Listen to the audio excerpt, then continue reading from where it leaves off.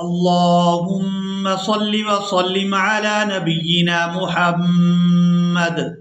سامعین اکرام، ہم آپ کو آج کی قرآن کلاس میں خوش آمدید کہتے ہیں اور اللہ رب العزت سے امید کرتے ہیں کہ آپ سب خیر و عافیت سے ہوں گے۔ اس چینل کے ذریعے آپ لوگ گھر بیٹھے مکمل قرآن مجید کو تجوید اور تلفظ کے ساتھ سیکھ رہے ہیں۔ آج کے اس لیسن میں ہم سورۃ یوسف کا لیسن نمبر 2 مکمل تجوید اور تلفظ کے ساتھ لفظ بلفظ پڑھنا سیکھیں گے۔ آپ لوگوں سے گزارش ہے کہ ویڈیو کو اینڈ تک لازمی واچ کریں تاکہ آپ لوگ آج کے لیسن کو اچھی طرح سے سیکھ سکیں۔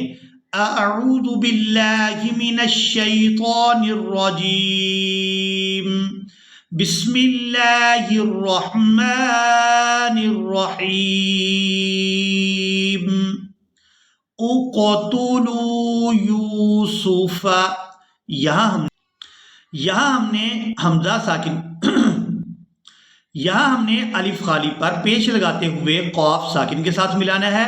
اقتلوا، اگر ہم اس آیت کے مکمل ہونے پر وقف نہیں کرتے تو پھر ہم نے نون قطنی کو قاف ساکن کے ساتھ ملانا تھا، مبین قتلوا، لیکن یہاں پر ہم وقف کر چکے ہیں تو اب ہم نے نون قطنی کو ادا نہیں کرنا، الف کے اوپر پیش لگائیں گے اور اس کو قاف ساکن کے ساتھ ملائیں گے۔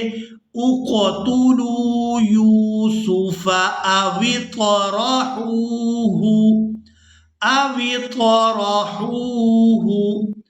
اقتلوا یوسف او اطرحوه ارضا یخل لکم، ارضا، ضاد یا دو زبر، ضین، ارضا یخلق لکم وجہ ابیکم، وجہ ابیکم وتکونوا من بعدہ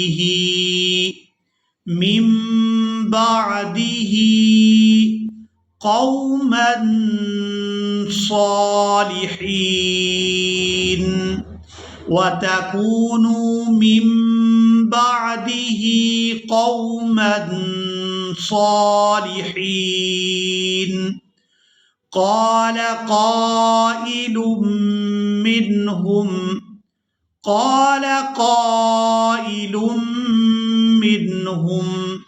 لا تقتلوه، قال قائل منهم لا تقتلوا یوسف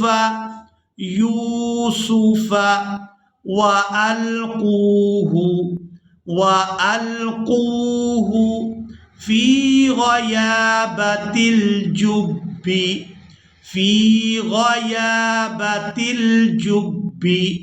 يلتقطه بعض السيارة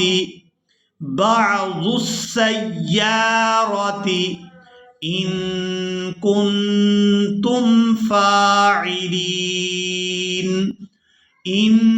كنتم فاعلين۔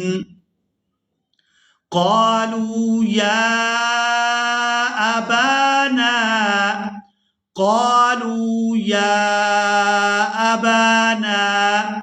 ما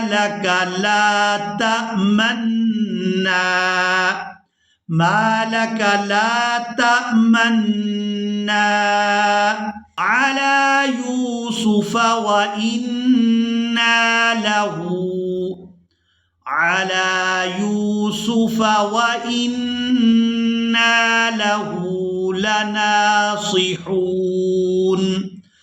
لناصحون،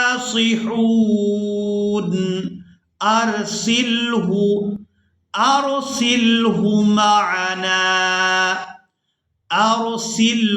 معنا غدا يرتع، دال یا دو زبر، دین، غدا يرتع ويلعب وإنا له لحافظون وإنا له لحافظون قال إني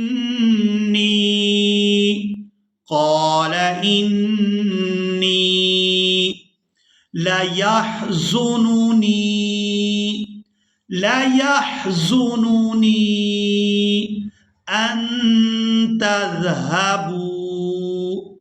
أن تذهبوا به ليحزنني أن تذهبوا به وأخاف أن يأكله الذئب ذال همزة زير ذئب وأنتم عنه غافلون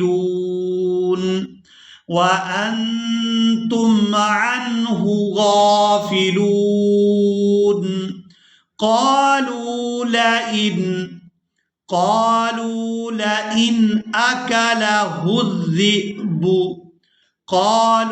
لئن أكله الذئب ونحن عصبة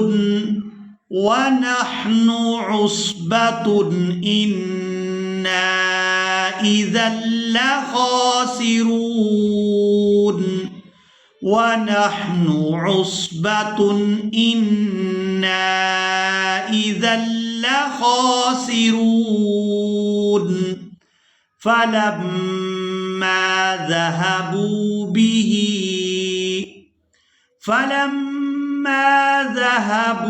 به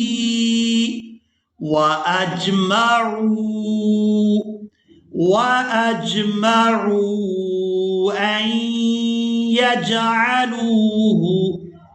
أن يجعلوه في غيابة الجب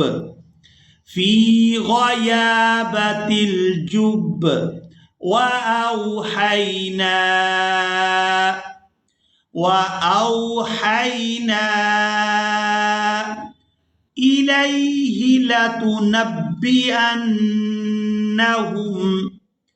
إليه لتنبئنهم بأمرهم هذا وهم لا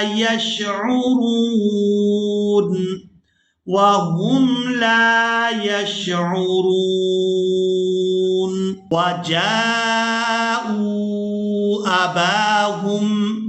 وجاءوا أباهم عشاء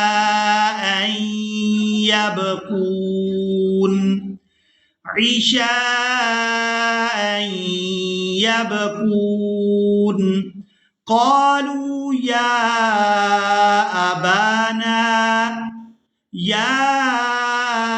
أبانا إنا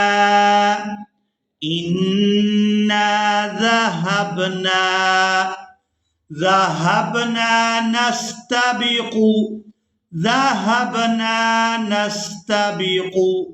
وتركنا يوسف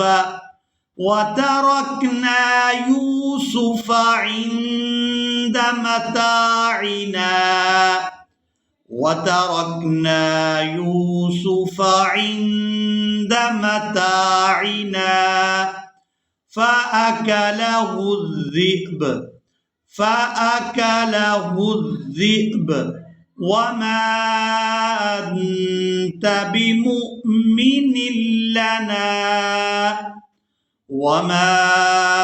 أنت بمؤمن لنا ولو كنا